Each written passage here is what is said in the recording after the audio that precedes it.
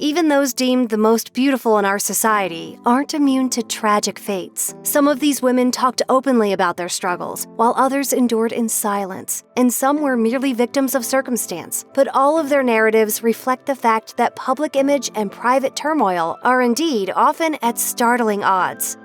Doll Kim of Seoul, South Korea was a muse for designers like Chanel and Alexander McQueen. She appeared in mags including Vogue and Harper's Bazaar and seemed, on the surface, to have it all. Kim wrote a blog, and although it showcased the model's humor, it also revealed her struggle with depression. She wrote on November 5, 2009, "The more I gain, the more lonely it is. I know I'm like a ghost." I don't know, I always felt like an outsider because to Koreans I'm kind of foreign and I'm just foreign everywhere. Just 2 weeks after her blog post, she took her own life.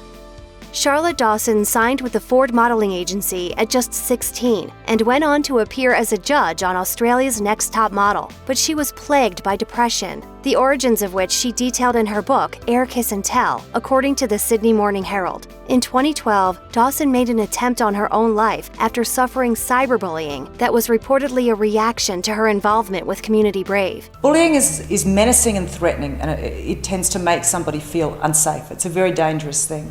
On February 22, 2014, Dawson took her own life, but her dedicated activism and compassion live on.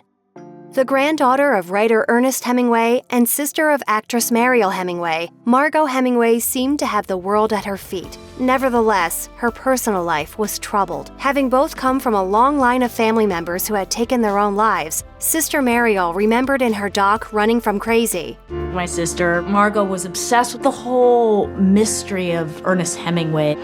She idolized the very thing I hated." Diagnosed with epilepsy, the Chicago Tribune reported she also struggled with substance abuse problems and severe depression. On July 1, 1996, Hemingway was found dead from an overdose in her home. Her sister Mariel continues to be an outspoken advocate for mental health. I want to change the dynamic and I want to change the viewpoint that it's not a family of tragedies, it's actually a family of complete and total embrace of joy. Lucy Gordon landed roles in Spider-Man 3 and 2002's The Four Feathers. And before she was an actress, Gordon was a model and face of CoverGirl Cosmetics. But 2 days before her 29th birthday in 2009, she took her own life. Gordon left 2 notes upon her death, according to the Daily Telegraph. One stating that she was, quote, "of sound mind and body," and one to her parents. You literally fall in love with Jamaica. You fall in love with being in love with love. It's just one love everywhere. South African model Riva Steenkamp rose to prominence as the face of Avon Cosmetics. She had, beauty and intelligence, which is the double whammy. But her relationship with Olympian Oscar Pistorius was perhaps not as perfect as it seemed to be. On Valentine's Day 2013, Steenkamp was found dead in the home she shared with Pistorius. She had been shot 4 times. Pistorius maintained he had mistaken Steenkamp for an intruder and shot her, according to Vanity Fair. Ultimately, he was sentenced to 6 years in prison, which was increased to 15 years minus time served in 2017, per the BBC. She started out as a model in Paris, working with the likes of Karl Lagerfeld and Terry McGlair, and became famous in the fashion industry for her 42-inch legs, according to Vogue. You can't have a show without a little high drama.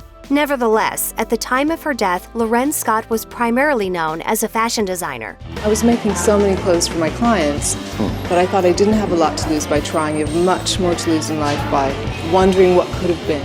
She was also the longtime partner of Rolling Stones frontman Mick Jagger and appeared to have a life full of close friends and success. I love what I do, and I feel really excited to be doing it. Scott hung herself in her home on March 17, 2014. To many of her friends, her death was an unexpected and complete shock. As The Guardian reported, few people had truly sensed the depth of her suffering.